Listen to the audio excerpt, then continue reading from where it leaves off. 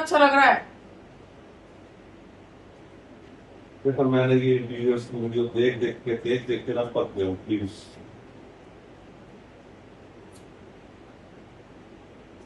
अच्छा पापा ये देखो, ये लास्ट लास्ट कितना क्लासी लग रहा है। ये क्लासी है, वो ग्लॉसी है, ये रॉयल है। ये सब वीडियो दिखाकर मेरे को बनाने की कोशिश मत कर। मैंने तुझे पहले ही बोल दिया है कि मुझे हमारे को इस घर में इंटीरियर की जरूरत नहीं है। पापा पड़ोसी को देखो, मेरे फ्रेंड्स को देखो, आपके फ्रेंड्स को देखो, हर 3-4 साल में अपना घर का डेकोर चेंज करते हैं, फर्नीचर चेंज करते हैं और हर साल दिवाली पे पेंट करवाते हैं। और मैं तो सिर्फ एक रूम का डेकोर चेंज करने के लिए कह रहा हूँ। नहीं। आपके हिसाब से तो घर पे छत, 4 जोड़ी कपड़े और 2 रोटी, इतनी लाइफ में आपके लिए इन्वेस्टमेंट काफी है। अब देखो मैंने गोल्ड पे इन्वेस्ट करने के लिए कहा था। अब गोल्ड जो है वो 2 लाख रुपए का हो गए, 2 लाख रुपए। 2 लाख रुपए टच कर गया सोना। हाँ, इसलिए कहा था कि मेरी बातों को लाइक करो और फॉलो करो। वाह, लैंग्वेज देखो। Like follow please. भाई तो ये इंस्टाग्राम की रील्स देख के तेरा माइंड और इन्फ्लुएंस होता जा रहा है। अच्छा पापा ये देखो, ये पीछे वाली बिल्डिंग है ना, वो रीडेवलपमेंट के लिए गई है। वो तो होता ही रहेगा। तो फिर हमारी बिल्डिंग कब जाएगी रीडेवलपमेंट के लिए? Good question. वैसे 30 साल या 30 साल से ज्यादा हो पुरानी बिल्डिंग तो रीडेवलपमेंट के लिए जाती है, लेकिन हमारी बिल्डिंग को भी 15 साल ही हुए। तो मतलब अब 15 साल और वेट करना पड़ेगा? हाँ तो हमारे घर का इंटीरियर इतनी जल्दी नहीं होगा। और तू ये वीडियोस देखनी बंद कर। और वैसे भी अभी समर वेकेशन चल रहे हैं तो हमारी सोसाइटी के 90% लोग बाहर वेकेशन मनाने के लिए गए हैं। और जो हमारी सोसाइटी के सेक्रेटरी हैं वो भी बाहर गए हुए हैं। अच्छा ललित जी, मैंने आपसे कहा था ना कि बिल्डिंग में एक सत्यनारायण की पूजा करवानी है। कोई अच्छा सा पंडित जी देख के आप उनको बोल देंगे? हाँ हाँ, मैंने बोल दिया है क्योंकि ये एक सेक्रेटरी का फर्ज है, तो पूरा तो निभाऊंगा ही। हाँ ठीक है ओके बाय।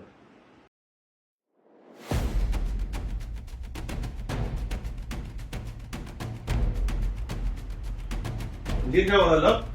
चल चल जल्दी आ।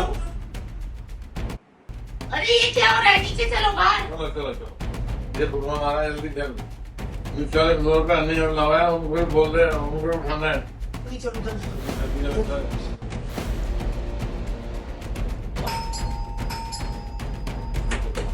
ये बिल्डिंग क्यों उठ रही है? पता नहीं क्या हो रहा है। ये अर्थक्वेक है, अर्थक्वेक। कौन सा केक? अरे ये कोई भागो भागो जल्दी, लिफ्ट से चलो। तो चलो चलो चलो चलो चलो चलो। रुको रुको, कोई लिफ्ट से नहीं जाएगा, सब स्टेयर्स का यूज करो, सब सीढ़ियों से जाएंगे। चलो चलो। एक मिनट, मेरे ख्याल से भूकंप अब रुक चुका है, हमें रूम में चलना चाहिए। चलो सब अंदर रूम में चलो। आओ घर। चलो। मेरे ख्याल से अब घर चलना चाहिए क्योंकि भूकंप रुक गए। नहीं 10 मिनट तो यहाँ रोकना चाहिए, अभी दोबारा भी आ सकता है। मैं अभी ललित जी को फोन करके आता हूँ। अब वहाँ सब ठीक तो है ना? हाँ सब ठीक है। एक बार मैं पंडित जी को भी कॉल भी लेता हूँ। हेलो धर्मेश जी, मैंने आपको बोला था ना कि सत्यनारायण कथा करनी है, तो आप हमें हमारी बिल्डिंग की कुंडली देखकर बता दीजिए। ललित जी, मैंने आपकी बिल्डिंग की कुंडली पहले ही देख ली थी। हाँ तो धर्मेश जी आप बता दो। कुंडली के हिसाब से आपकी बिल्डिंग के साथ कुछ गलत होने वाला है। आपकी बिल्डिंग का बुरा वक्त शुरू होने वाला है। बुरा वक्त मतलब? बुरा वक्त मतलब जब हमें परेशानी चार तरफ से घेर रही हो और हमारे पर हमला करे, उसी को बुरा वक्त कहते हैं। ये समय कभी भी पलट सकता है। राधिका, ये हमारी बिल्डिंग को कुछ ज्यादा तो नुकसान नहीं हुआ होगा? अब यहाँ बैठे बैठे अंदाजा लगाना तो मुश्किल है। हाँ ललित जी बोलिए। मैं इस बिल्डिंग में नहीं हूँ, तो आपको ही हमारी बिल्डिंग को कल चेक करना होगा। हाँ बिल्कुल। अब तो चेक करने के बाद ही पता लगेगा ना कि नुकसान हुआ है कि नहीं बिल्डिंग का। भूकंप बंद हो गया तो हमें घर चलना चाहिए।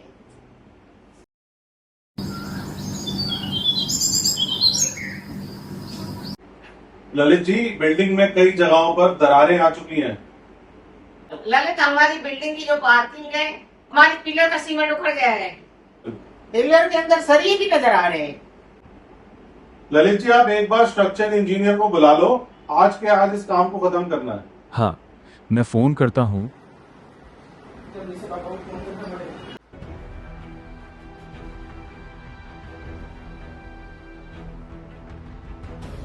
हेलो पापा, हमारे घर में बहुत सारे क्रैक्स आए हैं। हाँ, और बाकी का रिपोर्ट्स आने के बाद पता चलेगा कि इंजीनियर बाकी घरों को चेक कर रहे हैं। और सुनो, जल्दी आना। Okay bye. अच्छा पापा, हम जल्दी घर पे आ गए। अच्छा, पहले मेरे को ये बताओ कि स्ट्रक्चरल ऑडिट क्या होता है? इसका मतलब होता है कि बिल्डिंग का चेकअप, चेक करना कि बिल्डिंग रहने लायक है या नहीं है।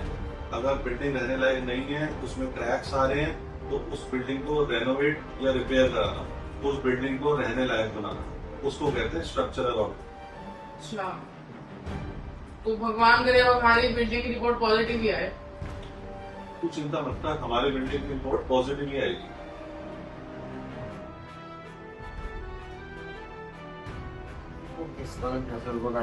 कैसी आएगी वो पता ही नहीं। देखिए, मैं पूरी रिपोर्ट तो पढ़ के नहीं बता पाऊंगा, पर इतना बताता हूं कि अभी जो हमारा स्ट्रक्चरल ऑडिट हुआ वो बहुत ही बुरा है। देखिए, भूकंप के झटके से हमारी बिल्डिंग कहीं डैमेज हुआ है, सीमेंट कहीं जगह से उखड़ गया है और जो क्रैक्स थे वो और बड़े हो गए हैं। मेरे हिसाब से हमें बिल्डिंग के पहले मेजर रिपेयर्स ठीक करवा लेना चाहिए, नहीं तो लीकेज का डर है। मैंने रिपेयरिंग के काम के लिए एक एस्टिमेट बनाया है, पर एक प्रॉब्लम है। हमारे पास रिपेयर फंड बिल्डिंग के लिए बहुत कम पैसे हैं, हमें पर फ्लैट 4 लाख देने होंगे। ललित जी, आपको पता भी है 4 लाख रुपए कितने ज्यादा होते हैं। हम में से तो कोई भी नहीं दे पाएगा यहाँ पे। हाँ, पर रिपेयरिंग करना भी तो जरूरी है ना। हम ऐसे कितने पूरे घर में थोड़ी ना रहेंगे। पर एक रास्ता है। बहुत साल पहले हमारी बिल्डिंग को म्यूनिसिपल पार्टी से अच्छा खासा रिजर्व एफएसआई मिला हुआ है। ये रिजर्व एफएसआई क्या होता है? इसका मतलब बिल्डिंग के एरिया के हिसाब से पैसे मिलना। तो उस रिजर्व एफएसआई से हमारी सोसाइटी रीडेवलपमेंट के लिए जा सकती है। इसका मतलब अब हमें 4 लाख रुपए नहीं देने होंगे। अब हमारी बिल्डिंग नई जैसी हो जाएगी और हो सकता है हमें एक्स्ट्रा बेडरूम भी मिल जाए। अब हमारा 3 बेडरूम का सपना पूरा हो जाएगा। पापा, हमारी बिल्डिंग में सब बहुत ज्यादा खुश हैं। अरे वाह, अब तो हमारी बिल्डिंग की टेरेस पे स्विमिंग पूल भी होगा, जिम भी होगा, गार्डन भी होगा। ऐश ही ऐश। और हमारे घर का इंटीरियर भी बदल जाएगा। और अब देखो, पहले हम अर्थ को ज्यादा कितने सैड थे, और अब देखो हम खुद ही घर की प्लानिंग कर रहे हैं।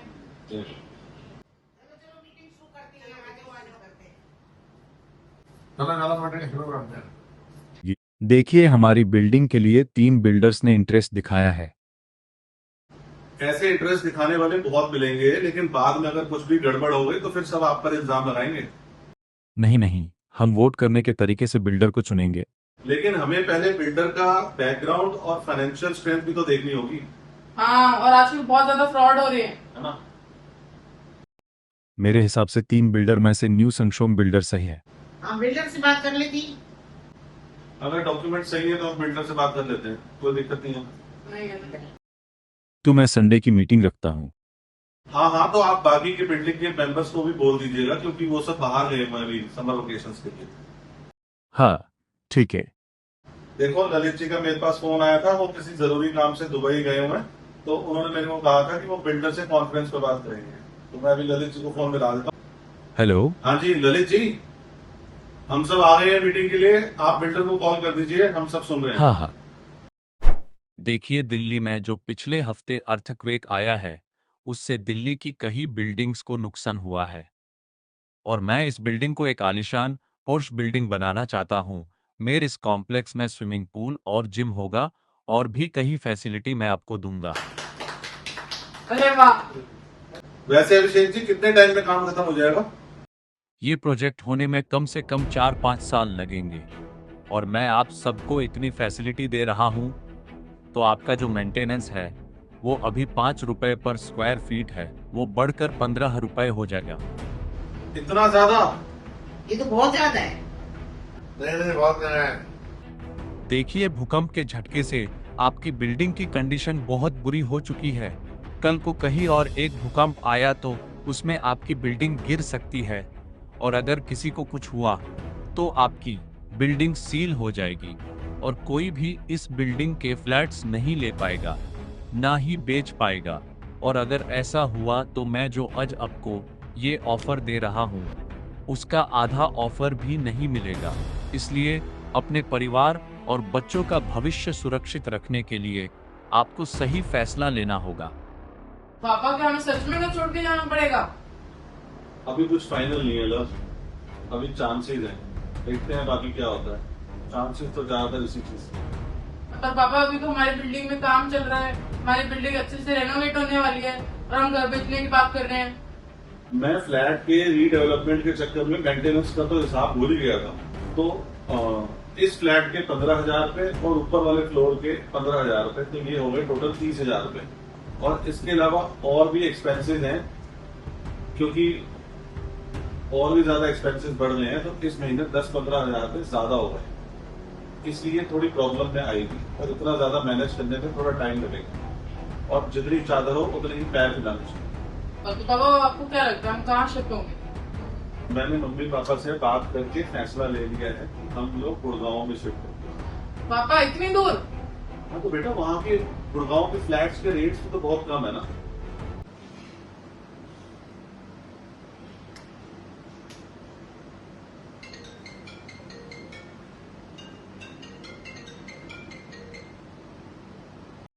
हेलो हनी जी, मेरे को अभी बिल्डर का फोन आया तो उन्होंने कहा कि किसी को घर छोड़ने की जरूरत नहीं पड़ेगी। क्या? ये तो बहुत अच्छी बात है। हाँ, और अभी 10 मिनट में अभिषेक जी दोबारा मीटिंग करेंगे तो तैयार रहना। देखिए, जो आपकी बिल्डिंग को नुकसान हुआ है वो मेजर इंटरनल रिपेयरिंग से हो सकता है। अब मेरी बात अब सब ध्यान से सुनिए। अब जैसे आपकी बिल्डिंग के पास काफी FSI का बोनस पड़ा हुआ है और ये बोनस अब मुझे बेच दे तो मैं आपको आपके बेडरूम से कनेक्टेड एक एक्स्ट्रा बेडरूम बनाकर दूंगा और आपके घर में रहते हुए भी ये रीडेवलपमेंट हो सकता है और आपकी बिल्डिंग का मेजर रिपेयरिंग भी फ्री में हो जाएगा। अरे वाह, ये तो बहुत अच्छी बात है। और जिसको एक्स्ट्रा बेडरूम नहीं चाहिए उसको मैं 30 लाख रुपए दूंगा। मेरे हिसाब से हमें FSI नहीं बेचना चाहिए और हमें खुद ही पैसे इकट्ठे करके बिल्डिंग के क्रैक्स को रिपेयर करवा देना चाहिए। मैं इस बात से बिल्कुल सहमत नहीं हूँ। देखिए, ये फैसला आपको आज ही लेना होगा, क्योंकि अगर मैंने दूसरे प्रोजेक्ट में पैसा लगा लिया तो ये ऑफर आपको बाद में नहीं मिलेगी। हम वोट करेंगे तो ये बताइए किसको ये मंजूर नहीं है। बेटा लव, कितने लोगों ने वोट किया? अंकल 2 लोगों ने। मैंने व्हाट्सएप के ग्रुप में अभिषेक जी की बात रखी और ग्रुप में 10 लोगों को रूम नहीं चाहिए। टोटल 12 लोग हो गए तो हमारी बिल्डिंग को रीडेवलपमेंट के लिए पास किया जाता है। मैं आप सबको ये वादा करता हूँ कि इस बिल्डिंग के रीडेवलपमेंट के लिए जापान की हाईटेक बिल्डिंग सॉल्यूशन की टेक्नोलॉजी से सुपर स्पीड में काम पूरा किया जाएगा। ये रीडेवलपमेंट ऊपर ऊपर से मीठा लग रहा है, अगर अंदर से कड़वा निकला तो सबकी बैंड बच जाएगी। इस प्रोजेक्ट को पूरा करने के लिए मेरे इंजीनियर्स दिन रात काम करेंगे। आप सब में से कितने लोग हैं जिनको एक्स्ट्रा रूम नहीं चाहिए? अभिषेक जी, यहाँ पर तो सबको एक्स्ट्रा रूम चाहिए, पर ग्रुप में मैंने मैसेज डाला बाकी मेंबर्स के लिए 10 लोगों को रूम नहीं चाहिए। तो उन लोगों को मैं टोकन पे 1 लाख दे रहा हूँ और जब बाकी सबके रूम बन जाएंगे तब 29 लाख दे दूंगा। तो आज से ही काम शुरू हो जाएगा। पापा आपने मेरे से एक बात नोटिस करी? क्या? मैंने कब से सोचा हुआ था कि हमारा एक एक्स्ट्रा रूम होगा तो कितना मजा आ जाएगा, और पर कभी ये नहीं सोचा था कि हमारा गेस्ट अपना इसी घर में पूरा हो जाएगा। हाँ, वो कहते हैं ना कि कोई भी चीज को अगर दिल से चाहो तो पूरी कायनात उसे तुम्हारे से मिलाने की कोशिश में लग जाती है। और हाँ, अब हमें घर भी नहीं छोड़ना पड़ेगा अब तो। हाँ, मेरी भी गलती है कि मैं बिल्डर की बात को नहीं मान रहा था। कोई नहीं। तो अब बिल्डर हमें 3 करोड़ रुपए देंगे, क्योंकि 10 लोगों को रूम नहीं चाहिए तो 30 लाख के हिसाब से 3 करोड़ रुपए बिल्डर हमें देंगे।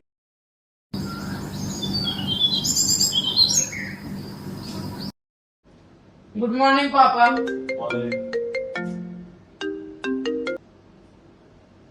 देखो किसका फोन है। Hello hello. हनी जी, हम लूट गए, हम बर्बाद हो गए। अच्छा, क्यों, क्या हुआ? आपने आज का अखबार नहीं पढ़ा?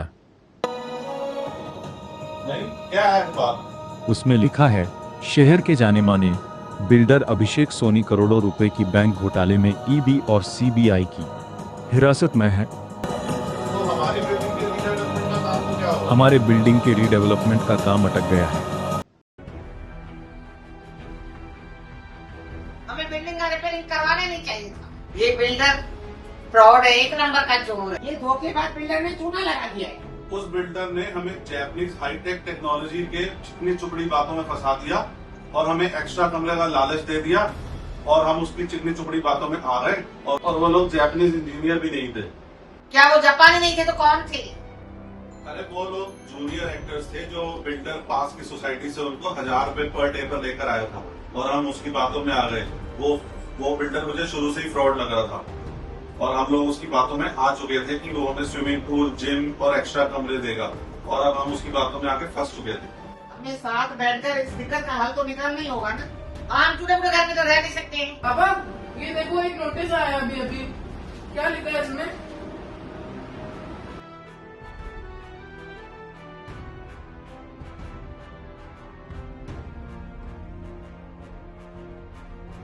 ये लेटर एलसी बैंक से आया है और इसमें लिखा है कि हमारी बिल्डिंग के बिल्डर अभिषेक सोनी ने हमारी बिल्डिंग के सारे फ्लैट्स गिरवी रख दिए और अब हमारी बिल्डिंग के हमारे सारे फ्लैट्स पे एलसी बैंक का अधिकार है।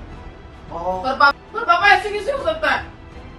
बेटा ऐसा इसलिए क्योंकि हमने जो बिल्डर को रीडेवलपमेंट के लिए एनओसी का लेटर दिया था वो उस बिल्डर ने गिरवी रख दिया और उसके बिहाफ पर उसने लोन ले लिया और उसने उस एनओसी का गलत इस्तेमाल कर दिया।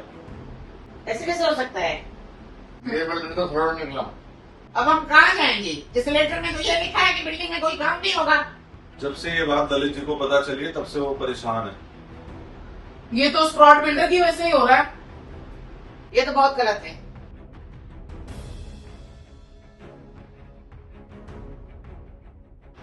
ललित जी मेरे हिसाब से हमें बिल्डिंग के फंड्स इकट्ठे करके रिपेयरिंग का काम शुरू करवा देना चाहिए। नहीं, हम ऐसा नहीं कर सकते क्योंकि बिल्डर ने जो 3 करोड़ रुपए दिए थे न रीडेवलपमेंट के टोकन के वो बैंक से लोन लेकर दिए थे, इसलिए बैंक ने हमारा अकाउंट टेम्परेरी फ्रीज कर दिया है। क्या? अब हम बैंक अकाउंट से 1 रुपया भी नहीं निकाल सकते हैं। एक और नोटिस आया इसमें। क्या लिखा है इसमें? इस नोटिस में लिखा है कि हमारे बिल्डर अभिषेक सोनी ने एलसी बैंक के किसी एम्प्लॉय के साथ मिलकर 350 करोड़ रुपए का फ्रॉड बैंक गारंटी डॉक्यूमेंट बनाया था और उसके बाद उसको पैसे ट्रांसफर किए थे और ये बात जब बैंक वालों को पता चली तो उन्होंने उनका अकाउंट फ्रीज कर दिया गया और हमारी बिल्डिंग का अकाउंट भी फ्रीज हो गया। ये बिल्डिंग के हर रोज के खर्चे कैसे होंगे पूरे? हाँ, अभी लेटर में और कुछ भी लिखा है। इसमें लिखा है कि बैंक ने वो अकाउंट फिर से ओपन कर दिए हैं और बिल्डर ने जो 3 करोड़ का हमें टोकन का अमाउंट दिया था वो भी हमें मिल रहा है। अरे आगे और उस 3 करोड़ से हम अपनी बिल्डिंग को रिपेयर कर सकते हैं। वो हमारा डैमेज फंड है और ऐसा एलसी बैंक ने कोर्ट में भी एफिडेविट बनाकर दे दिया है और बिल्डर की 150 करोड़ की प्रॉपर्टी अटैच करके उन्हें ही उनकी रिकवरी कर ली है। कितने बैंक वालों ने? हाँ, ओ भाई मतलब हमें वो 3 करोड़ वापस नहीं करने? नहीं। अरे वाह। और इसमें ये भी लिखा है कि जो हमारी बिल्डिंग की रिपोर्ट है वो बिल्डर ने हमें बढ़ा चढ़ाकर क्यों बताई थी ताकि हम टेंशन ले और उसकी बातों में फंस जाएं और हमें रीडेवलपमेंट के लिए मजबूर कर दिया था। तो भूकंप के झटके लगने के बाद हमारी बिल्डिंग सेफ है, बस हल्के से क्रैक्स हैं, बहुत माइनर से, वो हम रिपेयर करवा लेंगे। हम जो सपना देखते हैं ना वो रेगिस्तान में पड़े हुए पानी की तरह होता है जो दिखता बहुत ऐसे कि जैसे पास हो और जब हम पसीना बहाकर अपने मंजिल की तरफ पहुंचते हैं ना, अपने लक्ष्य की तरफ पहुंचते हैं, तब पता चलता है कि वो तो बहुत दूर है और फिर पता चलता है ये तो सिर्फ एक सपना था। तब भी हम सपना देखना नहीं छोड़ते। हाँ, उस सपने से धोखा खाने के बाद भी सपने को हकीकत में बदलने का सपना देखकर एक इंसान अपने नए सफर के लिए निकल पड़ता है। पर पापा हमारा एक न्यू रूम का सपना तो सपना ही रह गया ना। हाँ बेटा, हम जो सपना हमारे लिए देखते हैं उसको पूरा करने के लिए जो मेहनत करते हैं वो एक इंसान की जिंदगी होती है। और वो इस आशा में रहता है कि आगे का हर पल और हर पल खुशियों से भरा हो। चलो ये परेशानी तो खत्म हुई, अब अगली बार कोई और परेशानी ना आए बस। हाँ, बस। बाकी जो भगवान को पता हो तो